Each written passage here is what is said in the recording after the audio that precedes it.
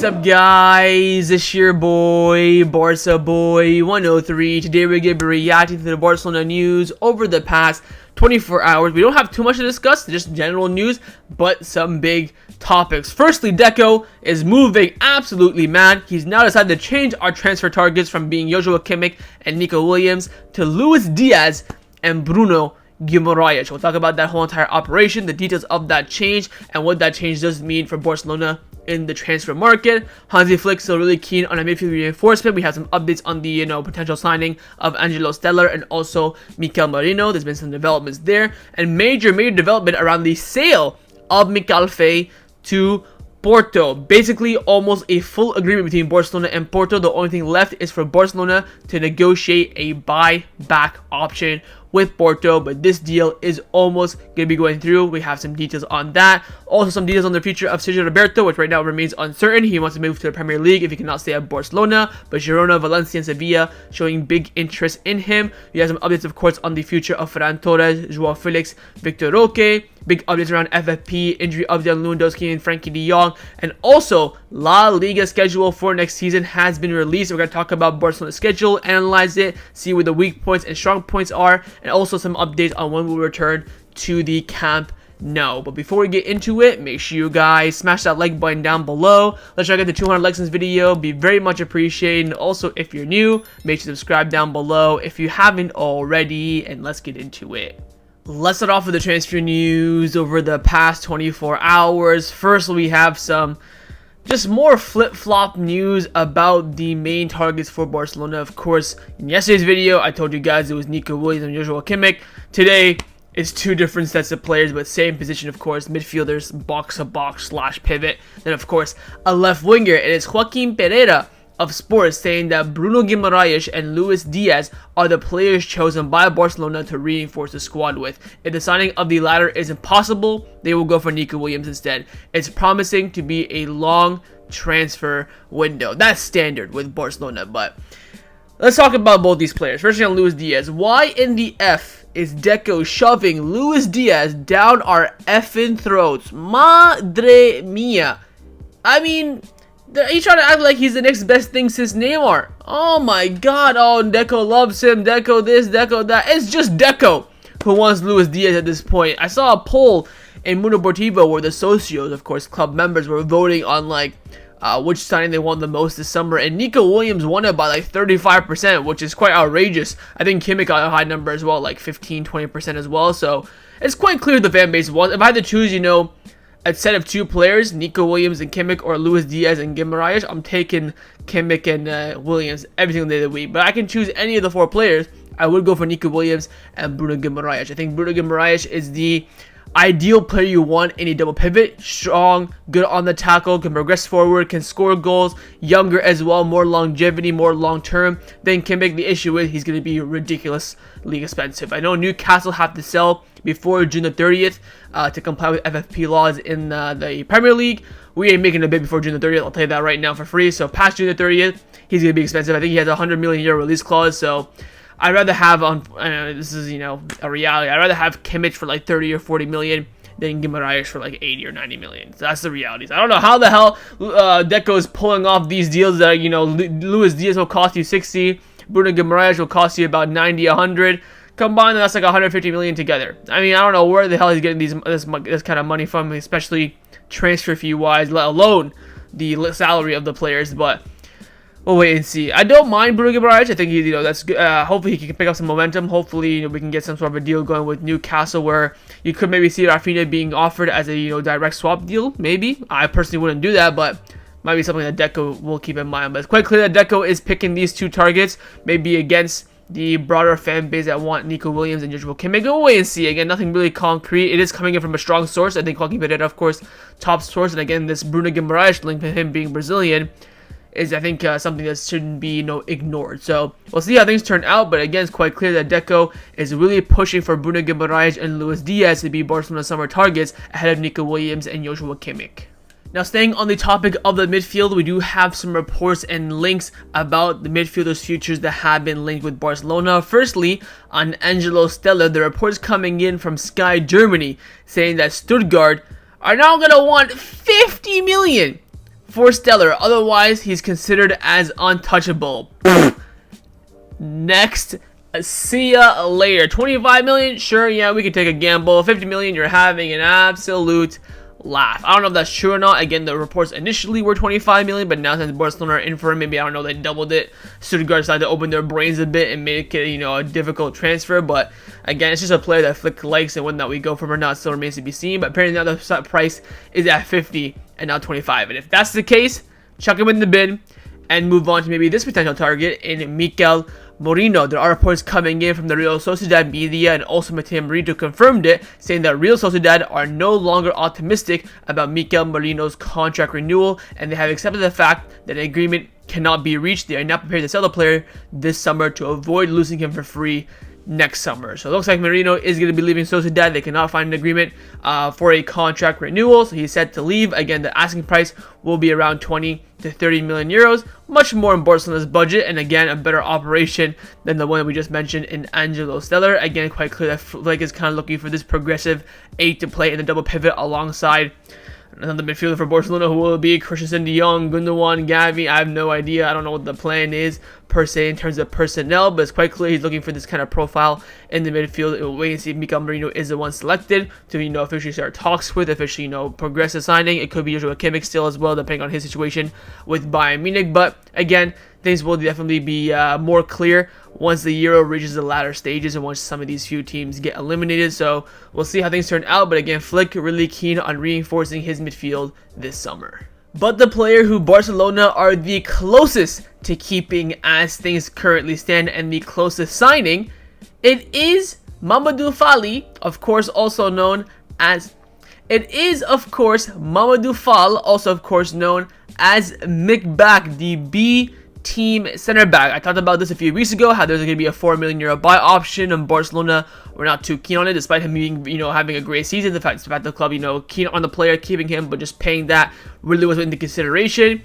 Complete U-turn here. The Athletic are reporting that LAFC center back Mamadou Mbacke, who's on loan at Barcelona B, is nearing a deal to remain permanently at Barcelona B. LAFC and Barcelona are in talks over a potential deal of around $4 million, add-ons included. So again, the buy option was 4 million euros. Now we're having $4 million, which is I think around about 3.5 million euros with add-ons included. So overall, not a bad deal for Barcelona. But could this be a summer yet again where we spend more money on the Barca Athletic side than the first team? Of course, last summer we spent a total, I think, of 3.4 million on the first team. Again, Gundogan free, Inigo free, the Joao is on loan, Vitor Roque did not come, of course, until January. And then for Barca Athletic, we of course spent money on Mikayil Faye for 5 million. I think we bought Noah Darvik for about 5 or 6 million, something like that. We bought a few other players. I think we've spent, you know, more than 10 million euros on the B side. So again, the investment is nice, sure, but again, do not fault. The priority has to be the first team. So for short cash here and there, I'm going to be looking back at this deal. Of course, I think Mbacke is a good center back. He of course had a season-ending injury that kept him out for I think the final month of the year. But I don't mind the investment, and we'll wait and see if this deal does get over the line or not. But apparently, according to reports, it is close to keep Mbacke at Barcelona on a permanent deal. Let's now discuss the players that have been rumored to leave Barcelona over the past 24 hours. From one Barca Athletic center back to another, we do have some updates on the transfer of Mikayil Faye to Porto that is, in fact, picking up a lot of steam. Firstly, Fabrizio Romano has come out saying that Porto will offer 15 million euros to Barcelona for Mikayil Faye, and an important contract offer to the player himself as well, as they want to make him an important player in their project. Barcelona want a buyback clause, and it's entirely up to the club now whether they want to accept this deal or not. Meetings will be taking place soon to discuss further. There was actually meetings taking place yesterday. Candice reported that Deco is now meeting with the agent of Mikayil Faye, who's also the agent of Dani, and Barcelona were studying the option. They have the offer on the table from Porto for 50 million euros, and also looking into the Dani operation as well, which again is not going to happen because he's too expensive, and again we have other priorities. And finally, Mikel Merino came out saying that Mikayil Faye didn't want to listen to any offers before, but now, if good offers comes, it will be considered. Oh, what? How convenient. Again, this is an absolutely fantastic deal for Barcelona. You make triple your investment on Mikayil Faye. You sell a player who don't even make his debut for the first team for double digits. Of course, I'm talking in the tens of millions, which is sensational. You have a buyback. Again, I would not do this operation unless there is a buyback or some sort of way where we can retain his future. I mean, sell-on clause, buyback option.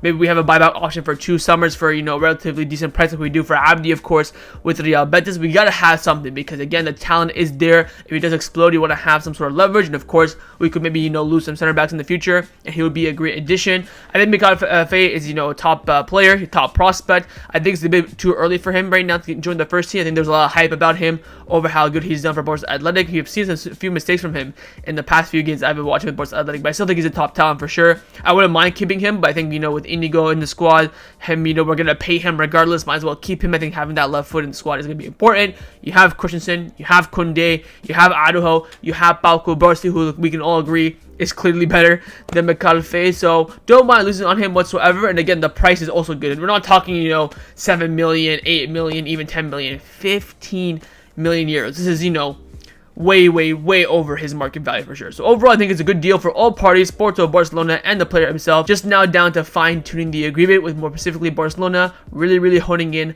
on having a buyback clause. Now, another player who Barcelona were also negotiating with Porto for was, of course, Vitor Roque. Kind of came as a surprise that Barcelona were kind of open to a loan deal now, even though we want to see him under Hansi Flick and all the stuff that Xavi said. Xavi's going to turn out to be right. FFP, blah, blah, blah, blah, blah. But Joaquin Pereira, of course, number one source around Brazilian players in Barcelona, he came out saying that about Vitor Roque, Deco does not intend to make a decision on his future right now. The striker will first go through preseason under the orders of Hansi Flick. If the club cannot register Vitor Roque, they will send him out on loan, and everything right now points to Porto being that destination. So again, like I mentioned to you guys in the few videos before, this is of course predictable. The club want to keep Vitor Roque, they can register him, and Hansi Flick, you know, wants to give him an opportunity. Everyone's, you know, happy. You have that coverage and competition for Lewandowski, but of course, if you want to register maybe other players ahead of Vitor Roque and you need a, you know, club for him, of course, imminently, Porto is there in the background, ready to go and take the player. So again, it's just Barcelona moving smart. It's Barcelona being, you know, well prepared for once, not doing anything last second, so to speak. So again, have no problem with this. I do hope that Vitor Roque does stay. I think he's a top talent, and hopefully this preseason he will be doing well. I'm hearing that Vitor Roque is doing double training sessions every single day right now, which is mad to think that, you know, we're just under a month from preseason, so about 3 weeks left, and he's doing double training sessions every day. So the, you know, the passion is there, the desire is there to succeed. So hopefully that can translate onto the pitch, or start saying more specifically in the training ground between him and Hansi Flick. So wait and see what happens with Vitor Roque in the future, but for now, quite clear, 100% will be doing preseason with Barcelona. Now, a player's contract at Barcelona that expires in 11 days, and we have absolutely no idea what's going to happen, whether he'll be in preseason training or not. It is, of course, the first team captain, Sergi Roberto. Now, Gabriel Sanz and Mundo Deportivo has come out saying that if Sergi Roberto ends up leaving, he prefers to go to the Premier League, despite having interest from La Liga clubs such as Girona, Valencia, and Sevilla. His agents have already received calls from English clubs. Very interesting. I really want to know what kind of English clubs we're talking. We're talking, you know, the big boys, we're talking the medium, we're talking, you know, the newly promoted Ipswich. I have no idea. To me, if I'm Roberto, I'm hitting up into Miami with the Club de Amigos. Let's reunite, win some trophies, and then call it a day. Of course, maybe he wants that Premier League experience. I don't follow him for it, but again, I am still very confident that Sergi Roberto is going to end up staying. I feel like once we hit the 1-1 rule back when we hit the 1-1 rule in July, we're going to have so much space on the salary margin that, you know, Roberto's salary will be insignificant. So I still feel like he's going to stay. But again, the media is just saying that nothing but Roberto is leaving. He's done. Impossible for him to stay. 99% gone. But I've seen so many 99% scenarios get overturned. Just, you know, last week, look what it is. Lewandowski 99% going to play the first game against France. 2 hours later, he's out 100%. So, I mean, I've seen it before, so I'm not shying away from it, but I still have a hunch that Roberto will stay. But again, everything right now in the media is pointing to him leaving with the destination unknown.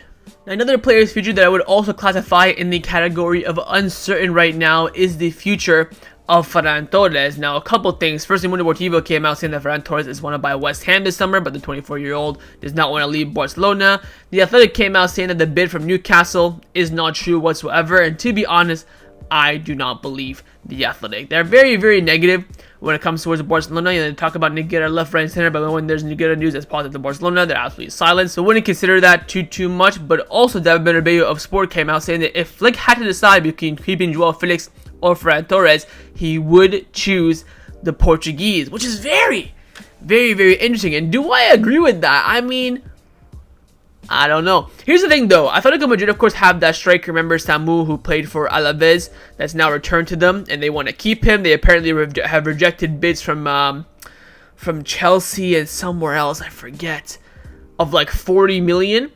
Apparently, they want 80 for him. I'm there thinking, bloody hell, they're asking 80 million for Samu.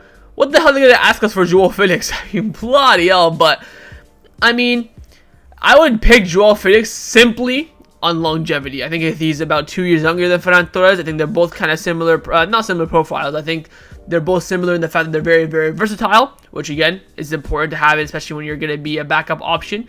But I would pick Joao Felix on the fact that he's younger. That's really pretty much it. And I think the talent, I think Joao Felix's talent is much greater than Ferran Torres, but Joao Felix is inconsistent, where Ferran Torres, his Barcelona career has been inconsistent, but his past season was a bit consistent. So we'll wait and see. I'm very interested to see what happens with Ferran Torres. Hopefully, if a bid comes in of 30 million plus, I think his situation would be wide open. We'll see how he does in the Euros as well, with now Morata being injured. If he'll start up front, or will it be someone else? So we'll see. We'll see with Ferran Torres. It's quite clear from him that he wants to stay, but again, in the Mercado, anything can happen.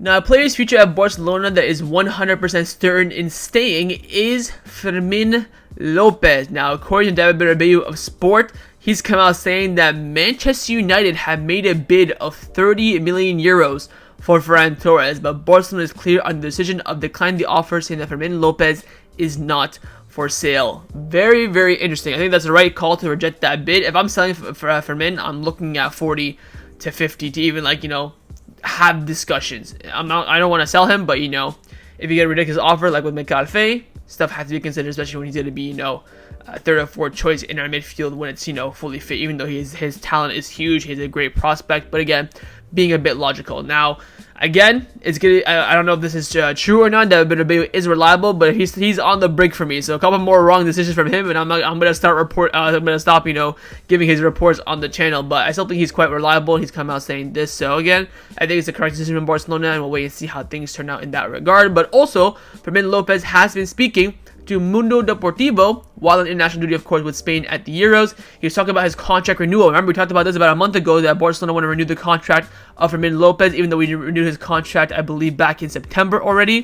Fermin Lopez confirmed this, saying that I hope my renewal can be done. For me, ever since I was a little kid, Barcelona has been my dream, which is now being fulfilled, and I hope I can spend many years at Barcelona. So hopefully that is the case. He also talked about the Olympic call as well, which I think is an important quote. That's why I brought it in. And he did say that if I'm called up for the Olympics, I will not reject the opportunity. So again, it comes down to Barcelona kind of making that decision for him. He said he would definitely respect the decision of Barcelona, but for him, he would not say no, he would say yes. Keep your eyes and remember that quote. But on his renewal, I mean, it shouldn't be a priority, but I mean, I wouldn't mind doing it whatsoever. But we have Araujo, De Jong, Gavi, Pedri, who are in crucial moments for their renewals that need to be considered first before we go into Fermin Lopez. Maybe you can argue that Fermin Lopez renewal will be easier to complete, all that sort of stuff. So we'll wait and see. But again, the bid has been rejected from Man United for Fermin Lopez, and he has said that he wants to renew his contract and hopes to renew his contract at Barcelona.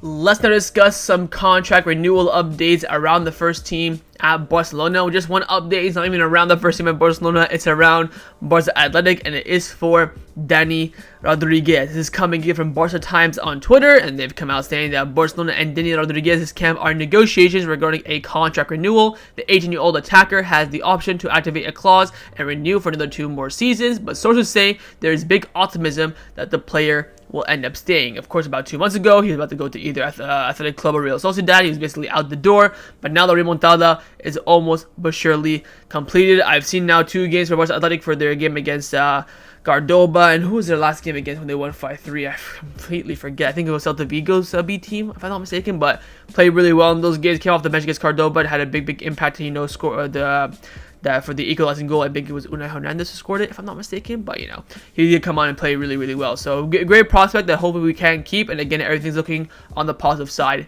in that renewal.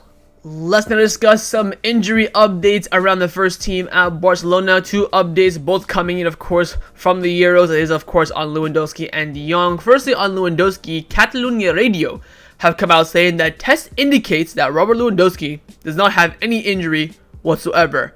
But the player himself does not feel good. I believe Poland's next game is against Austria because it's Netherlands-France. This Friday, so I'm pretty sure it's gonna be Poland. I'm not pretty sure. I'm 100%. It's gonna be Poland and Austria. We'll wait and see if he's fit for that game. But again, in regards to Barcelona preseason, there should be no worries. But again, he's not feeling too well, despite the fact there is no injury according to the medical report. Let's see what happens with that. We'll keep your eyes on him being available for that game against Austria. I believe either Thursday or Friday. But on Frenkie de Jong, some positive news. Fernando Porto Deportivo came out saying that Frenkie de Jong is expected to be fully fit and recovered by the start of preseason. The Dutchman is working with the club's physios to finish the recovery as soon as possible. He did also mention he might come back maybe just a little bit after the beginning of preseason. I think what's clear right now that he will be 100% fully to go to get on that plane to America and play in the American tour. Of course, we come back for preseason. We train for about 15 days or so. Then we go out to America. Who do we play again? I think AC Milan, Man City, Real Madrid, and someone else. I forget off the top of my head, but he should be fit to go for those games, which of course is the most important. So we'll wait and see how these recoveries go. Keep your eyes mainly on Lewandowski, with Frenkie de Jong expected to make a full recovery very, very soon. Let's now discuss some of the news surrounding Barcelona over the past 24 hours. Firstly, this news, I don't know if I'm over-exaggerating or being a bit of a baby, but this news rightfully pissed me off. Alex Pentel from Relevo came out saying that Deco and Joan Laporta are back in the city, preparing for an important end of July financial closure involving the new Nike agreement and resolving issues related to Barça Studio, of course, Liberal Football Finance. The club is expecting a positive financial result after significant efforts to increase income and reduce expenses. Of course, all that good news. Now, that first sentence really rattled me. Deco and Joan Laporta are back in the city. Where the F have you been? June is crunch time at Barcelona. Balance the books, figure out your transfer plans, begin execution, keep the loan players that you have, make decisions on the loan players that are coming back from Barcelona. This is crunch time. And they're out here having holidays and stuff. Your time to have holiday is in September. When the transfer window is done, you can go out and chill. I don't care. You can honestly chill September, October, November, December, February, March, April, May. I could not care less. But in January, June, July, August, you better be on the clock 24/7. What do you mean you're back in the city? Deco went to Portugal about 5,000 times, comes back for a Barca athletic game, then he pisses off back to Portugal. Family reasons. I mean, alright, if it's serious and whatever, but how many family emergencies are there? I sound like a bit of a prick, but I mean, I guess I'm just frustrated. But, we got some important news about, returning to the 1-1 rule. Now, I've always said on the channel that we need to generate 100 million euros to go back to the 1-1 rule. I was very confident that you can either do the liberal football finance operation or renew the contract with Nike, get that 100 million in, and we should be back, totally fine. Now, the former vice president of economics at Barcelona, Eduardo Romeu, who of course resigned 2 months ago, he's speaking to the media again, and he gave some clarity on returning to the 1-1 rule. He said that we must look for an alternative to the liberal money because it is the only one that will contribute to fair play. Other processes, such as the Nike renewal, will not be successful, not even selling a player before June the 30th. So he's saying, again, he's the one that ran all the money at Barcelona, so he definitely knows what's up. He says the only way to return to the 1-1 rule is to generate that money from the liberal football finance operation, which again I think is around 60 to 100 million euros. Nike renewal, selling any player will not help whatsoever. It has to be that specific operation, which again I don't mind, because again it's an operation that should be very feasible for Barcelona. But the fact that we have to solely rely upon that, I don't know. It's not a concern, but it's just gonna get done last second as per usual. I'm not surprised whatsoever. But again, keep your eyes on that. But that makes everything more clear. So that's why the Nike renewal has kind of been delayed, especially with the kits announcement as well. It's because it really has no mean feet, so to speak. And even selling a player before June the 30th is not gonna help whatsoever. It strictly has to be the income from Barça Studio sale. Now, the final topic that I want to discuss before I end off this video is, of course, to dissect a little bit the league schedule. The draw took place yesterday, and Barcelona now know their entire league schedule in order of teams that they will face. Of course, the dates and times and all that crap we don't know yet. We just know the order of the fixtures, some big ones. Firstly, the first El Clasico will be in October, and it will be at the Santiago Bernabeu. Second El Clasico will be in May. Hopefully, better freaking be at the Spotify Camp Nou. So we do have the second leg at home, which I think is a bit of an advantage. I think recently, over the past 10 years, I think Madrid have gotten like 7 out of 10 of them. We, of course, didn't have it last year, but we had the year before that. But I think having it in the second leg is definitely positive.